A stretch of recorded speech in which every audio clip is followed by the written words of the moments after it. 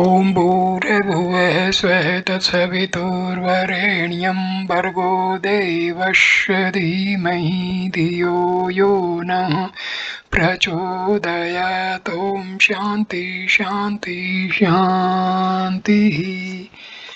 Namaste my dear friends, this is video number 9 on Panchadasi of Swami Bharti. Chapter number 7. Elucidation of Contentment. Tripti Deepa Parkarna.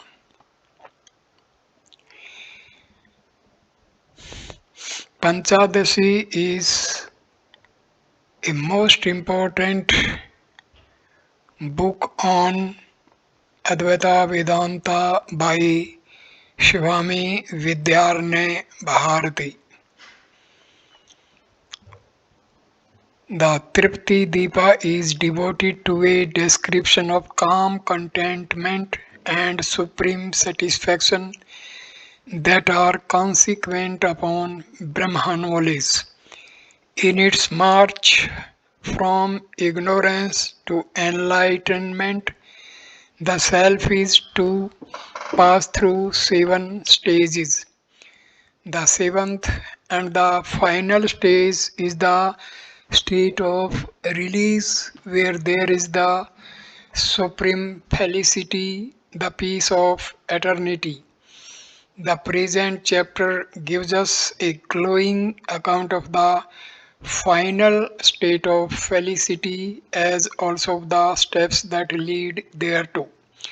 It is in the form of a commentary on the scriptural text which declares, if the Purusha knows the self as this am I, then desiring what and for whose desire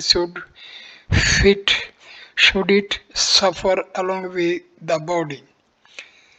The import of this scriptural passage is in the present chapter clearly explained, thereby it becomes patent how the one who is released in embodiment enjoys the state of satisfaction. Part 1 of Chapter 7, Nature of Creation. As an introduction to the explanation of what the word Purusha stands for, an account of the nature of creation is given. Creation, according to Advaita, is illusory manifestation. It is neither real transformation nor production de novo. Maya is the price of creation. It shows forth illusorily the Jiva and the Lord as mere appearances. The Jiva and the Lord are superimpositions, and by them are all other things superimposed. Scripture declares Prakriti creates the Jiva and the Lord as reflections. It becomes both Maya and Niscience. Both the Jiva and the Lord are non-real manifestations. They are the products of Maya, and in their turn they produce the entire universe. The macrocosmic universe, which begins with the thought of the Lord and ends with his entry in the form of the Jiva, is the product of the Lord.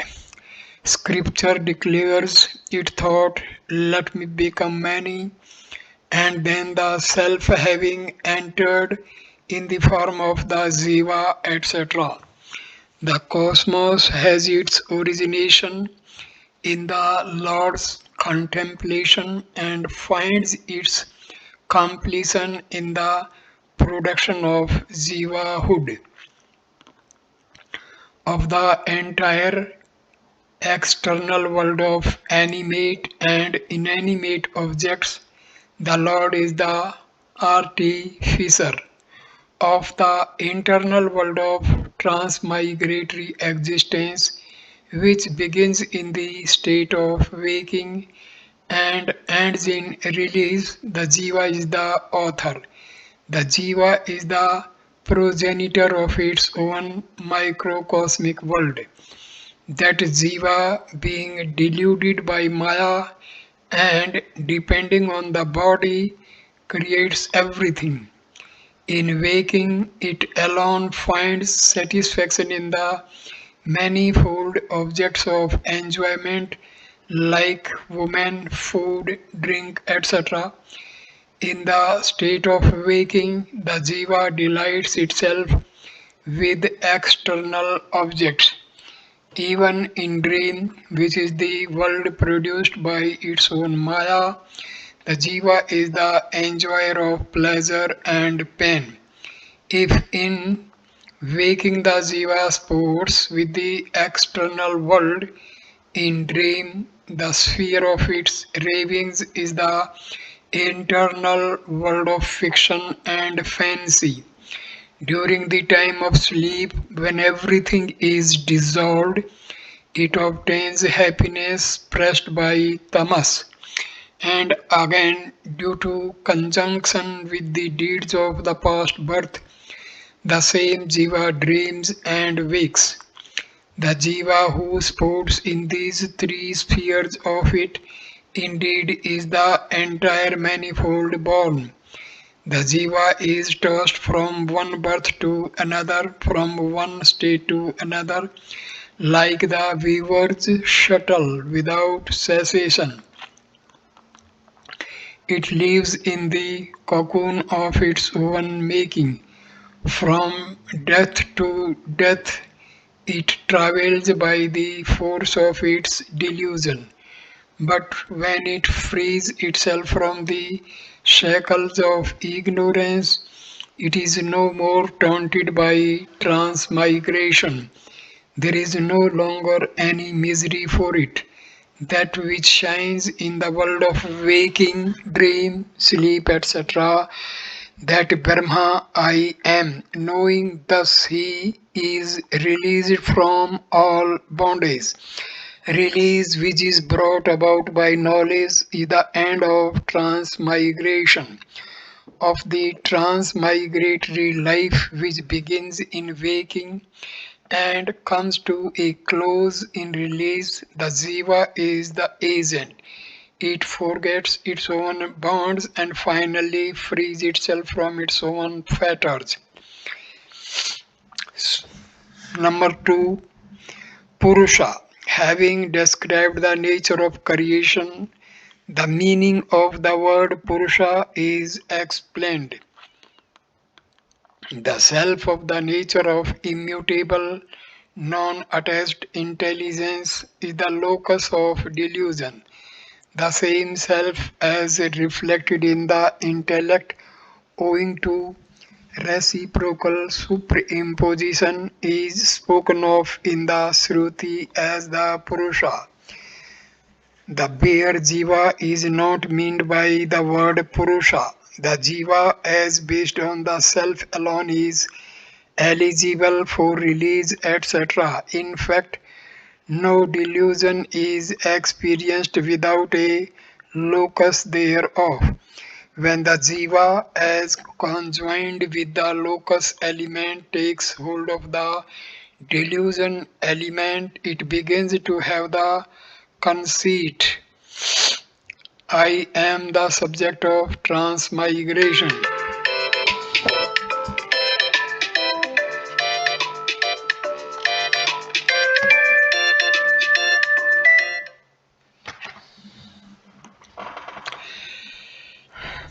It, with the locus element takes hold of the delusion element, it begins to have the conceit I am the subject of transmigration. The presentation of illusory silver is dependent on the sub substrateness of nacre. Only in conjunction with the This element of nacre is the delusion element of silver presented. But when the delusion element is discarded, when the substrate becomes the principal factor of experience, then there is the realization I am the non attached intelligence self. It may be objected that as the non attached self is not the object of the cognition I, it does not stand to reason to use the word I in respect of it.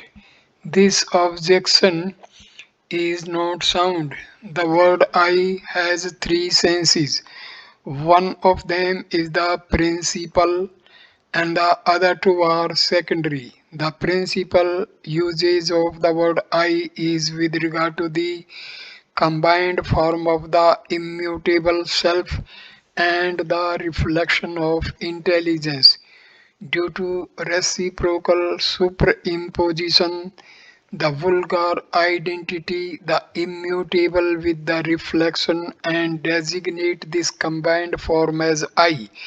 But those who know the truth discriminate between the permanent self and the perishing reflection.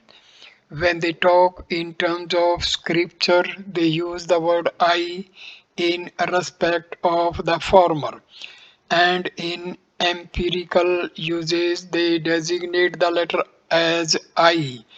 Though the same concept is used for both of them, they do not confound the two. When in empirical uses the enlightened say I go, etc., what they mean by concept I is the reflection of intelligence as distinct from the immutable self. But from the point of view of scripture, they use the concept I in I am non attached, I am the intelligence self, etc., only in respect of the bare immutable self. The the denotation of I through secondary implication is the eternal self. It may be said that since knowledge as well as ignorance belong only to the reflection of intelligence and not to the self, it cannot be asserted of the self that it knows as I am the immutable, and that it is ridiculous to say that the knowledge I am the immutable belongs to the reflection of intelligence, for the reflection is not the prototype, the shadow is not the substance. This objection is not sound. There is no reality for the reflection apart from that of the prototype. The reflection of intelligence is of the nature of the immutable alone. Since its being a reflection is only apparent, its immutability alone remains as the eternal reality. According to Abhasavada, the locus of the reflection of intelligence is the immutable intelligence defined by the internal organ. The reflection which is superimposed is not different from the substrate of superimposition. When the reflexioness of the reflection is sublated, the immutable alone remains. Between Brahma and the immutable, there is opposition in the principal stand, and between the immutable and the reflection of intelligence, there is opposition through sublation. If it be if it be said that even the cognition I am the immutable is illusory, since it belongs to the illusory reflection of intelligence, it is a contingence of the acceptable. When it is known that the rope snake is unreal, The reality of its movement is nowhere admitted. If the snake be a fiction, then its movement must also be a fiction and not a fact. When it is declared of the reflection of intelligence that it is illusory, its knowledge must also be illusory. Indeed, one cannot eat the cake and keep it too. It is no doubt true that even the cognition, I am the immutable, is illusory. But this knowledge is quite efficient to remove transmigration and its attendant misery. Both the establisher and the sublater must belong to the same genus as their object. The dream appetite can be satiated only by the dream food. No amount of real food can satisfy the hunger felt in the dream. Similarly, empirically felt needs can be satisfied only by the empirical remedies, not otherwise. There is a saying in the world, offer oblation to suit the yaksa. As is the ailment, so should be the remedy be. An illusory disease can be removed by an illusory antidote. Dream is destroyed by the dream created tiger. In the same way, knowledge through illusory, though illusory, is capable of destroying ignorance and its consequent misery of transmigratory existence. There is no discrepancy whatever in the Purusha which is related to the immutable, discriminating itself from the immutable and cognizing as I am the immutable. This is the truth taught in the scriptural passage by the word Asmi, I am. Third part of chapter number 7, 7 stages. The scriptural texts speak of the self as this because the self is to be immediately experienced. Just as we have clear perception of the body as I am a Brahma, etc., we should have cognition more immediate than the immediacy of perception of the self as I am the immutable self, etc. Sankara in the Upadesha Sahasri says, he for whom there is like the cognition of the body, knowledge of the self, which is the sublater of the body, cognition is released even without his will. If it be said that the word this indicates the natural immediacy of the self, let it be so. Since the self is the self-luminous intelligence, it is ever immediate. The immediacy and self-luminosity of the self do not really conflict with our ignorance of it. Mediacy and immediacy, knowledge and ignorance, both of them are intelligible in respect of the self. Once 10 companions, after crossing a swollen river, counted themselves. The man who counted without reckoning himself counted only 9. Though his person was most immediate in existence to him, nay, identical in existence with him, he did not know that he was the 10th. A passerby who happened to observe the unnecessary commotion that prevailed among these comrades accosted them with the words, there is among you the 10th man. Then he addressed the man who counted and said, you are the 10th. The pilgrimage in ignorance is analogous to the trouble of these comrades. Though the self is most immediate and intimate, we are in thorough ignorance with regard to it. The statement "there is no self," very common among the ignorant, is comparable to the sobs and sighs of the man who counted and said, "There is not the tenth person, he is not to be seen." This is a product of ignorance. The learned call it the obscuration brought about by ignorance. The 10 travelers, not finding the tenth person, began to weep and shout, "The tenth man was drowned in the river," etc.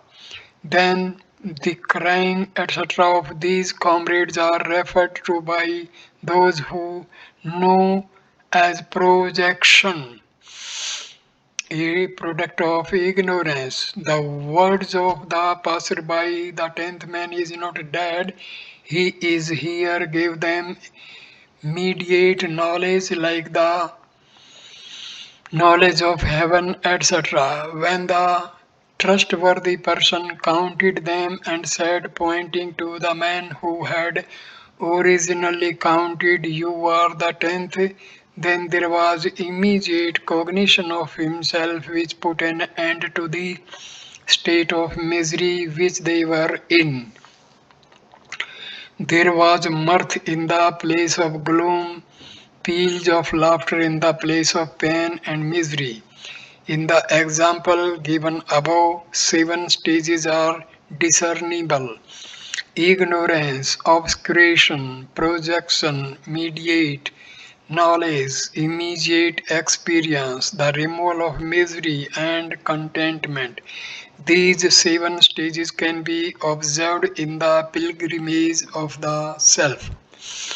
The reflection of intelligence with its mind attached to transmigration does not know the reality of its existence, namely the self luminous immutable.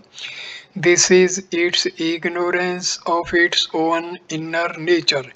This is the starting point of its progress to perfection. The reflection incidentally says there is not the immutable, it does not appear, and proceeds to assert, "I am the agent, I am the enjoyer." The former is due to obscuration and the latter is due to projection.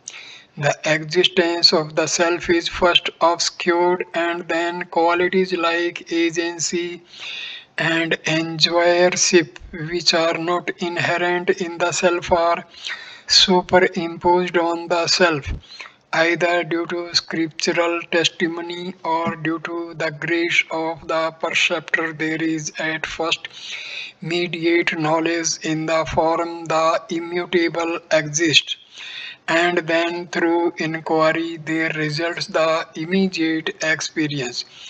I alone am the immutable. These two are the fourth and the fifth stages in the quest for truth. When there is the immediate experience of the true nature of the self, there is the relinquishment of the assemblies of misery and pain like agency and enjoyership, and there dawn supreme happiness and divine contentment, for what is to be done has been done, and what is to be attained has been attained. This is the twofold fruit of the of knowledge tree of knowledge, the removal of misery, and the teachings of bliss. These then are the 7 stages: ignorance, obscuration, projection, mediate cognition, immediate experience, release from misery, and unexcellable bliss. These 7 are the states not of the self but of the reflection of intelligence, and in them are included both bondage and release. Of them, the first three, viz., ignorance, obscuration, and projection, are together the cause of bondage. Ignorance is that state of indifference which exists prior to enquiry in the form "I do not know." Non-knowledge is the cause of the empirical usage of indifference. Inquiry conducted on wrong data yields the conclusion the self does not exist, it does not appear. This empirical usage of what is contrary to truth is the product of obscuration, the form of the reflection of intelligence which possesses two bodies is called the projection. The host of misery like agency etc. called transmigration, which is the cause of bondage, is the product of projection of ignorance. Although both ignorance and obscuration are established prior to projection, they belong to projection alone and not to the self. Even prior to the actual production of projection, there is its impression. Hence, there is no contradiction in stating that ignorance and obscuration are the states of projection, that is, the reflection of intelligence. It cannot be objected that since ignorance etc. are superimposed on Brahma, they are the states of Brahma for all states, not only these are superimposed on Brahma alone. If it be said that the states subsequent to projection as expressed by the statements I am the transmigrating individual, I am enlightened, I am free from misery, I am contented, appear to be inherent in the Jiva and not in Brahma, then even the prior states of ignorance and obscuration, I am ignorant, the existence and presentation of Brahma are not seen by me, etc., appear certainly to be inherent in the Jiva.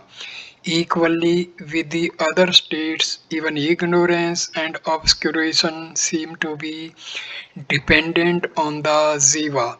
The perceptors have taught that Brahma is the abode of ignorance because it is the substrate of the latter.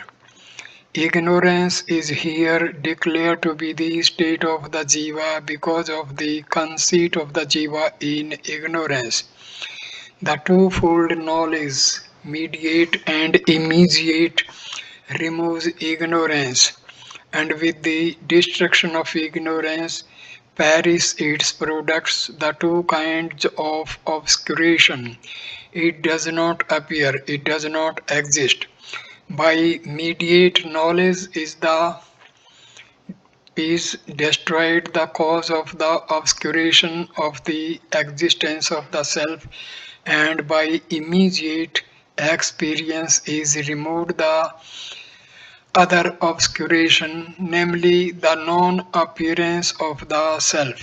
Since the superimposition of the jivahood is discarded with the destruction of obscuration, the entire transmigration misery, which is another name for it, consisting of agency, etc., is removed without a trace. When thus all misery is dispelled and the self nature of eternal freedom is revealed, and as there is not even the remotest possibility of the revival of misery, there is unexcellable bliss and unalloyed happiness. A discussion of the seven states had to be entered upon because the scriptural scriptural text which is being commented on in the present chapter purports to teach that immediate experience and removal of misery are dependent on the jiva. Part 4 of chapter 7, Mediate and Immediate Knowledge. It was said that the significance of the word this is to indicate that the self is the content of immediate experience. The meaning of immediacy here is twofold. The self is said to be immediate because it is self-luminous. It is a content of immediate experience because it is cognized by a mode of the intellect. Immediacy in the sense of the self-luminosity of the self does not conflict with the immediate cognition of the self. The self does not cease to be self-luminous when it is immediately cognized, for even the immediate cognition is of the form that the self is self-luminous. When there is not the cognition, I am Brahma, but when there is the cognition, Brahma exists. It is called mediate knowledge. This mediate knowledge is not illusory because its sublation cannot be demonstrated. It can be sublated only by the evidence which says Brahma does not exist, but such evidence is nowhere found. Hence, it is wrong to maintain that mediate knowledge is illusory. If it be said that the mediate knowledge is illusory because it does not have the specific nature of Brahma for its content, then even the cognition of heaven, whose content is only the general form as heaven exists and not the specific form as this is heaven, must be illusory. Then it may be said that immediate knowledge is illusory because it has for its content Brahma, which is the content of immediate experience. This is not true. Even the mediate knowledge does not present Brahma to be mediate. The knowledge under discussion is said to be mediate because it does not give us direct intuitive experience of Brahma in the form this is Brahma. If it be said that mediate knowledge is illusory because it does not apprehend an element of its content, then even the cognition of pot, etc., must be illusory because the entire pot is never perceived. Though, unlike the pot, Brahma is without parts, it seems to be endowed with parts which are ultimately to be excluded. The elements or parts which are to be excluded are the element of non existence and the element of non appearance. The former is removed by immediate knowledge and the latter by immediate experience. That a content, though immediate, can be immediately known is well exemplified by the story of the 10 travelers. When the trustworthy person tells the travelers that there is the 10th man, he is not deluding them.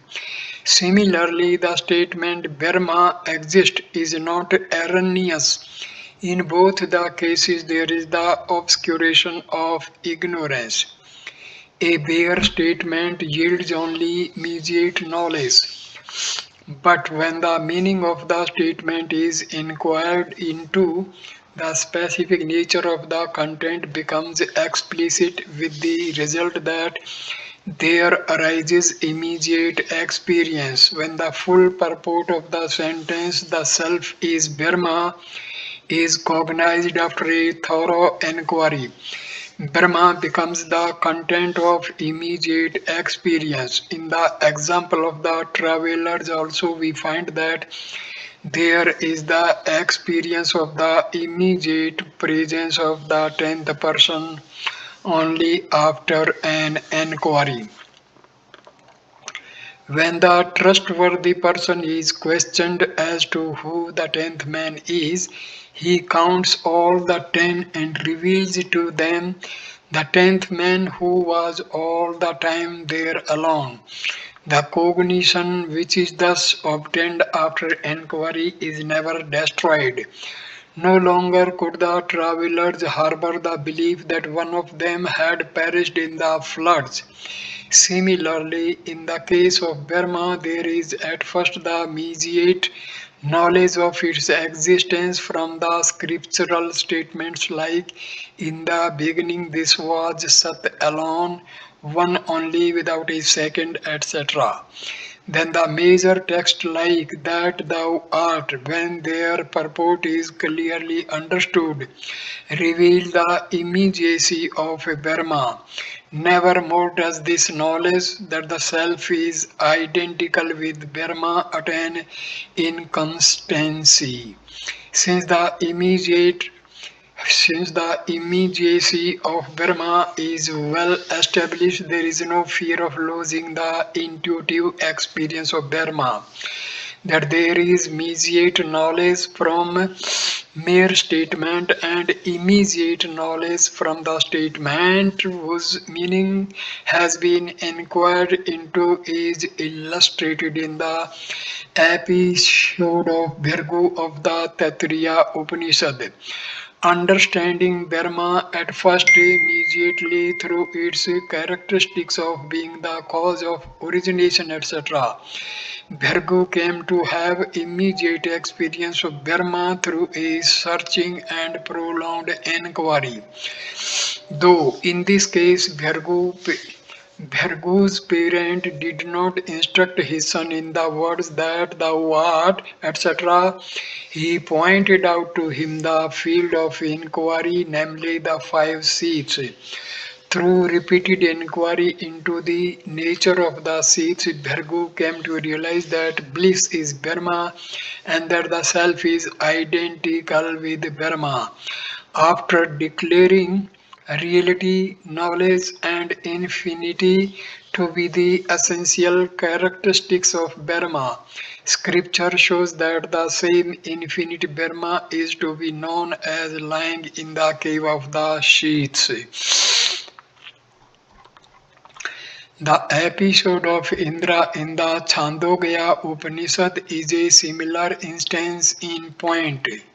Indra, after knowing immediately the characteristics of the self as indicated in the passage, that self which is devoid of defect, rid of the ravaging effects of age, free from death and misery, etc., approached his preceptor 4 times with a view to acquire intuitive experience of the self. The Aitreya Upanishad indicates Brahma immediately in the passage "in the beginning this was the one only self, nothing else existed," etc., and later by the method of superimpositions and subsequent removal, the Upanishad imparts an intuitive experience of Brahma as being of the nature of intelligence. Immediate cognition of Brahma results from all the minor text of scripture. From the enquiry into the purport of the major text is derived the immediate experience of Brahma. This view is not without support from the preceptors and pioneers of Advaita. Sankara, in his Vakyavirti, states that the major texts are for the sake of the establishment of the immediate experience of Brahma.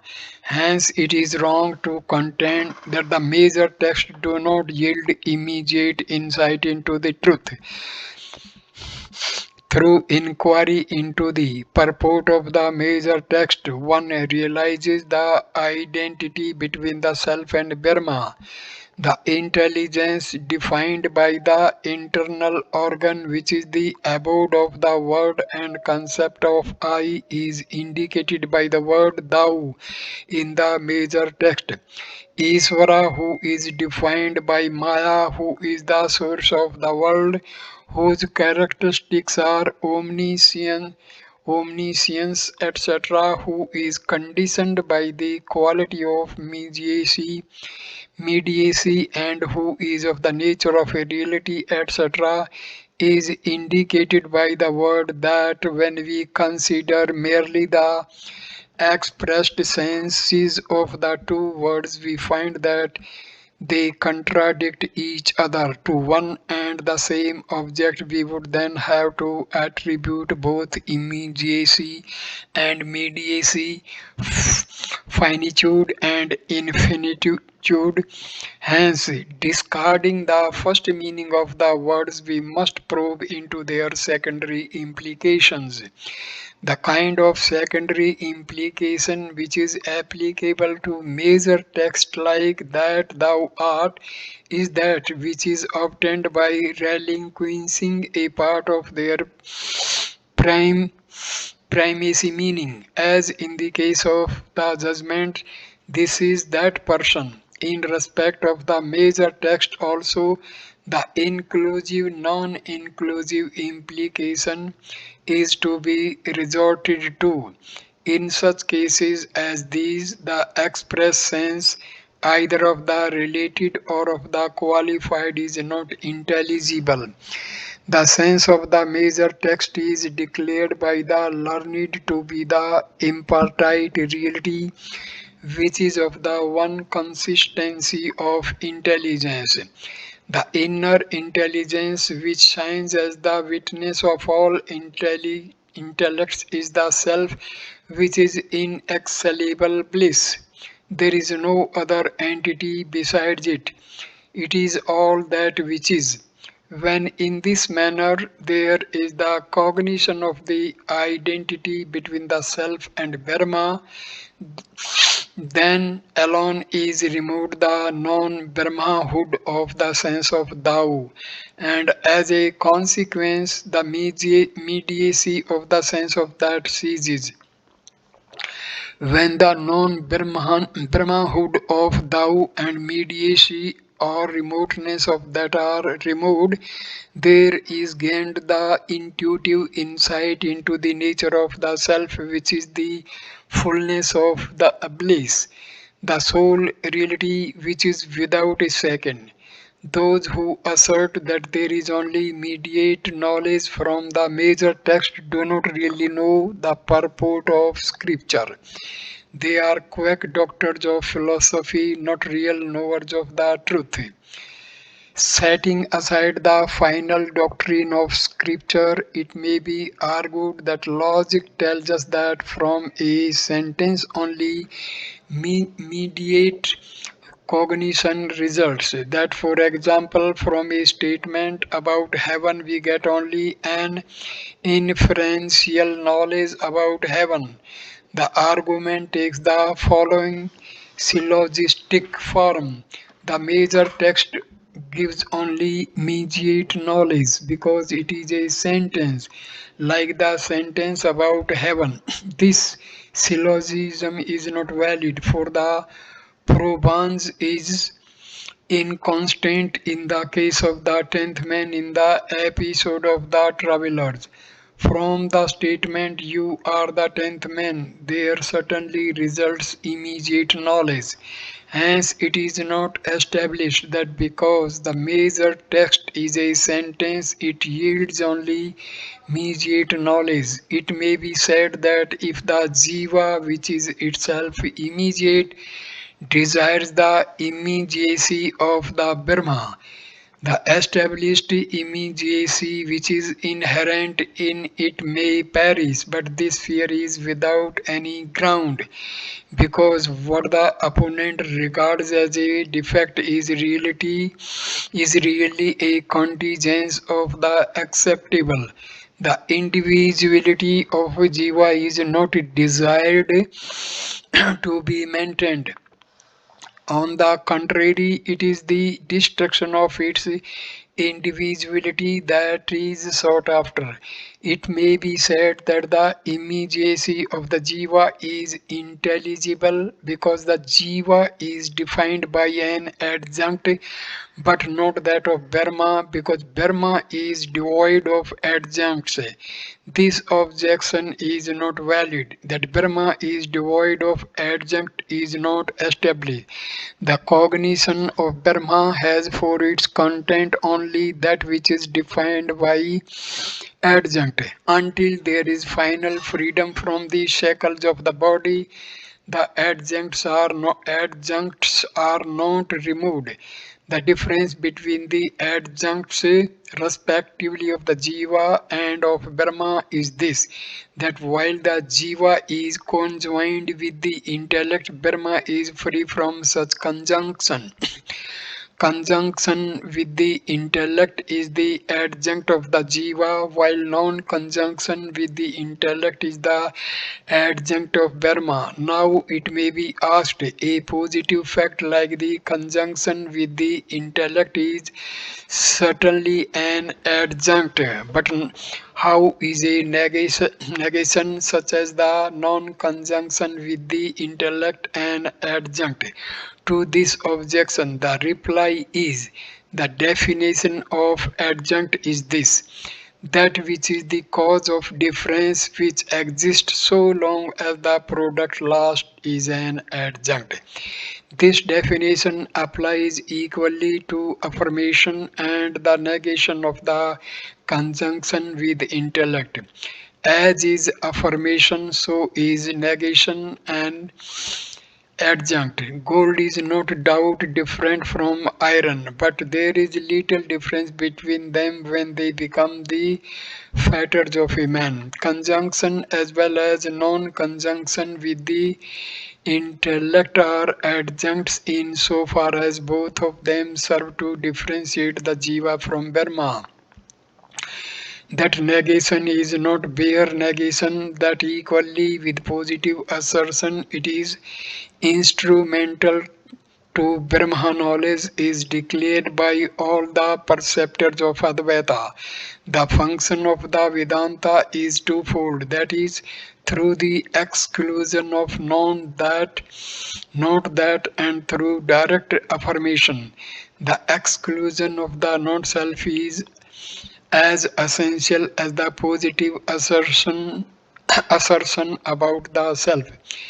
A contention may be raised here. If the Vedantas teach Brahma through excluding the universe, how could there be cognition through opposition in the form I am Brahma, since the sense of I which falls on the side of the non-self is also to be excluded? To this contention, the reply is, since only a part of the sense of I is relinquished, the statement I am Brahma is quite intelligible through exclusive, non-exclusive implication.